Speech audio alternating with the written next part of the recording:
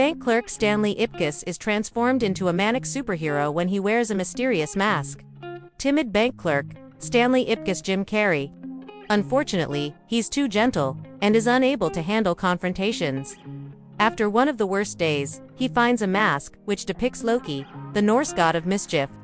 When he puts it on, he becomes his inner self, a cartoon wild man. After Ipkiss's alter ego indirectly kills the friend of small-time crime boss, Dorian Tyrell Peter Green, he wants the green-faced goon destroyed. In the New York harbor, a diver is working on laying an underwater pipe.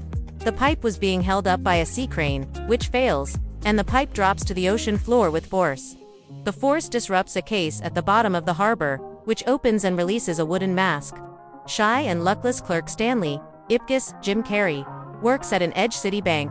He is bullied by nearly everyone he is around, including his boss, Mr. Dickey, Eamon Roach, and his landlady, Mrs. Peenman, Nancy Fish. His only friends are his Jack Russell Terrier Milo and his coworker Charlie Shoemaker Richard Jenny. Maggie Jolie Fisher is a coworker who had asked Stanley for concert tickets. Stanley asks Maggie out on a date when he gives the tickets to her, but Maggie blows him off and decides to go with her friend instead. Charlie says that Stanley needs a change of pace and offers to take him to the hottest new club in town called the Coco Bongo. Stanley had given his car for an oil change, but the mechanics say that it needs a new transmission and other part changes. Stanley says that he needs a car for that night, and is provided an old and clunky loaner car. Meanwhile, gangster Dorian Tyrell Peter Green operates a nightclub called the Coco Bongo. While plotting to overthrow his boss, Nico Orestes Mathasin, Tyrell sends his singer-girlfriend, Tina Carlisle Cameron Diaz, into Stanley's bank to record its layout, in preparation to rob the bank. Tina enters the bank, an electric red dress, and dazzles everyone. She says she wants to open a new account and lands at Stanley's desk. Stanley is attracted to Tina, and she seems to reciprocate. Tina had a camera in her purse and was recording everything. Stanley is denied entrance of the Coco Bongo. Charlie gets in but doesn't bother to check that Stanley was stopped by the bouncers. He is further embarrassed when he is tossed away by the bouncers and lands in a puddle just when Tina walks up to the club. Stanley's faulty loaner car breaks down during his drive home.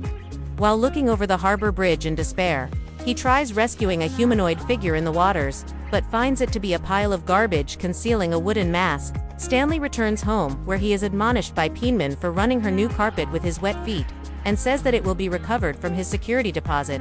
Placing the mask on his face transforms Stanley into a zoot-suited green-faced bizarre trickster, known as the Mask, who is able to act with immense impunity.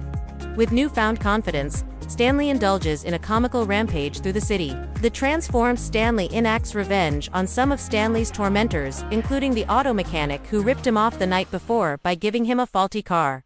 He jams a car exhaust up their behinds, and scares a street gang that attempts to rob him by turning a balloon into a Tommy gun. The next morning, Stanley, who wakes up in his bed, believing that the previous night was just a nightmare, encounters Detective Lieutenant Kellaway, Peter Reggert, and newspaper reporter Peggy Brandt, Amy Yazbek, investigating the mask's activity.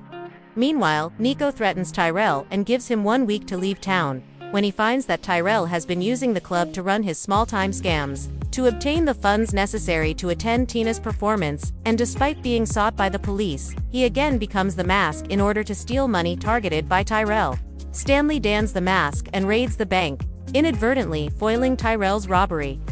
The Mask steals the targeted money while Tyrell's henchman, Freeze Reg E. Cathy, is shot by police responding to the disturbance. At the Coco Bongo, the Mask dances exuberantly with Tina, after which he kisses her after Tyrell is called away by sweet Eddie Dennis Forrest.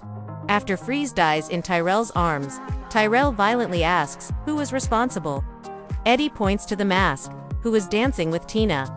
The Mask is then confronted by Tyrell, who pulls out a gun and shoots off a part of the Mask's tie, which transforms back into Stanley's distinctive pajamas.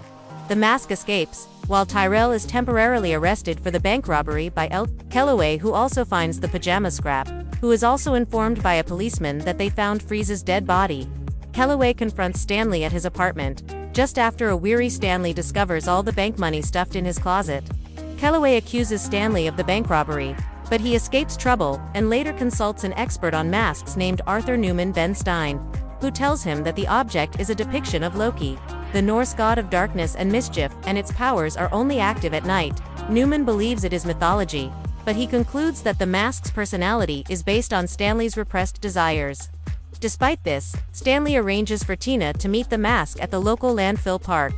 The meeting goes badly when the mask's advances scare Tina away, and Lt. Kellaway arrives and attempts to arrest him. The mask toys with the enraged officer before zooming out of the park, and tricking a large group of Edge City police officers into joining him in a mass performance production of the song Cuban Pete. Stanley flees with Peggy, but he is betrayed to Tyrell for a $50,000 bounty. Tyrell tries on the mask and becomes a demonic monster. Forced to reveal the location of the stolen money, Stanley is kept hostage in one of the mob's cars while Tyrell's henchmen reclaim the money from Stanley's apartment. Stanley is later given to Kellaway along with a rubber green mask to be detained. When Tina visits Stanley in his cell, he urges her to flee the city. Tina thanks Stanley for treating her with respect, and tells him that she knew that he was the mask all along. She attempts to leave the city but is captured by Orlando and Tyrell and taken a charity ball hosted by Nico and attended by the city's elite, including the city's mayor, Mitchell Tilton, Ivory Ocean. Upon arrival, the masked Tyrell kills Nico and prepares to destroy both the club and Tina. Milo helps Stanley escape prison, and they, bringing Kellaway as a cover and hostage, go to stop Tyrell. After the brief, initial success of securing the assistance of Charlie, Stanley is spotted by Orlando Nils' Alan Stewart, and captured. Tina tricks Tyrell into taking off the mask, which is recovered and donned by Milo, turning the dog into a cartoon-looking pit bull who defeats Tyrell's men, while Stanley fights Tyrell. Stanley then recovers the mask and uses its abilities to save Tina by swallowing Tyrell's bomb and flushing Tyrell down the drain of the club's ornamental fountain. The police arrive and arrest Tyrell's remaining henchmen, while Kellaway arrests Stanley again but is interrupted by Tilton, telling Kellaway that Tyrell was the mask the whole time. Tilton vindicates Stanley. Tilton tells Stanley that he is a hero, and thanks him for saving lives. He goes on to say that he needs to have a meeting with Kellaway in his office the next morning. As the sun rises the following day, Stanley, Tina, Milo, and Charlie take the mask back down to the harbor, where Tina throws it into the water. Charlie attempts to retrieve the mask for himself, only to find Milo swimming away with it.